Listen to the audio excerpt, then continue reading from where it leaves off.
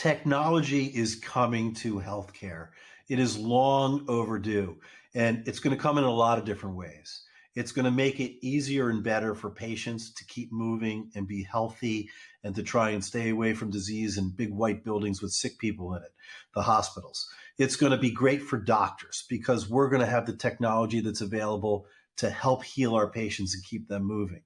It's ChatGPT is coming to the operating room with a company called Caliber AI, which is an artificial intelligence company that's going to allow us to guide the surgical intervention as we're seeing it and identifying the anatomy and helping us to say, that's where things are going to go. Put that anchor in over in here. So I have been really so impressed by the process of technology finally making its way in.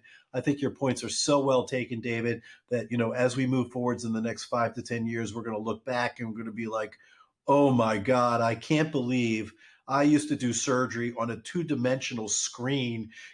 Here's my virtual reality glasses that I'm training with right now with a company called Precision OS that allows me to do surgical interventions in my basement, practicing to get my reps. This is the stuff that's making its way to us, and it's about time.